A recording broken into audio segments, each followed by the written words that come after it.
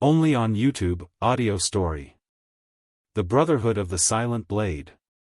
Chapter 3, The Oath of Shadows. The fire in the center of the Brotherhood's camp roared against the cool night air, its flickering glow fighting back the encroaching darkness of the forest. Sir Aldrich Lorne sat uneasily on a rough wooden bench near the flames. The warmth of the fire did little to ease the stiffness in his body or the weight in his chest. Around him, the gathered men murmured to one another, their voices low but not low enough to mask their distrust.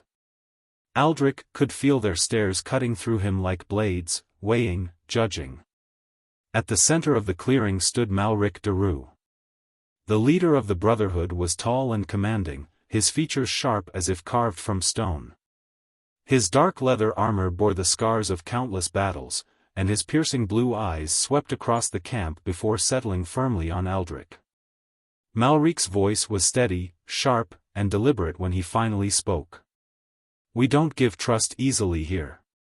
And we don't give second chances. If you want to stay, you take the oath." The camp fell silent. Even the crackle of the fire seemed to pause as Aldrich's jaw tightened. He had once been a knight of the crown, a man bound by honor and justice. Now, here he was, being judged by men who lived in shadows, thieves and killers who called themselves a brotherhood. Aldrich raised his head, meeting Malric's cold gaze. "What does this oath require?" he asked, his voice low but unwavering. Malric stepped closer, the leather of his boots creaking against the damp ground. "It requires loyalty. Brotherhood. We don't care who you were or what you've lost. All that matters is that when the time comes, you stand with us. No hesitation. No betrayal." Thane Varro, leaning casually against a tree near the fire, broke the tension with his usual smirk. "It's not as bad as he makes it sound," Thane quipped. "Mostly, it's just promising not to stab us in the back. Simple enough, right?"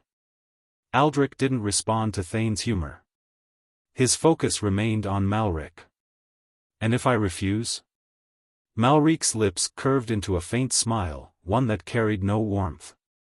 "Then you leave. And pray we don't find you interfering with our work."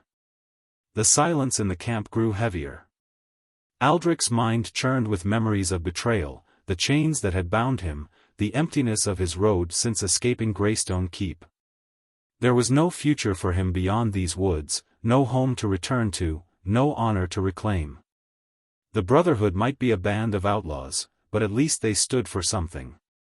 Aldrich rose to his feet slowly, his posture stiff but deliberate. "Fine. I'll take your oath." Malric nodded once, his expression unchanged. He motioned to a man who stepped forward, holding a small dagger with an ornate hilt. The blade caught the light of the fire, its intricate carvings gleaming faintly. "This blade represents your bond to the Brotherhood," Malric said, his tone measured. "You'll swear upon it and make your mark." The dagger was handed to Aldrich. Its weight was heavier than he expected, solid and unyielding in his grip.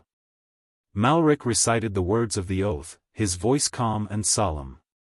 "I swear to the Brotherhood of the Silent Blade.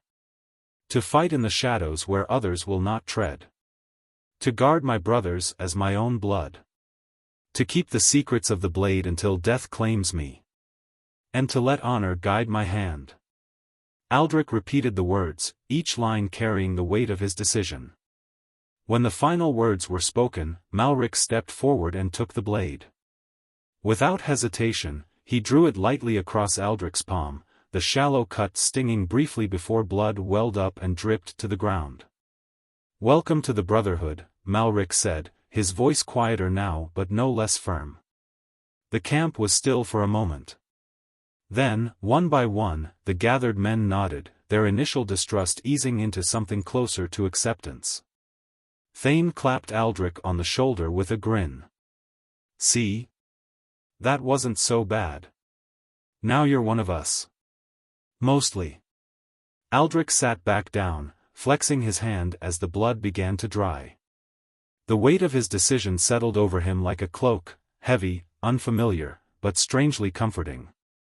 Later, as the campfire burned lower, Jory Kestrel joined him. The wiry thief's fiery red hair glinted in the firelight as he handed Aldrich a flask.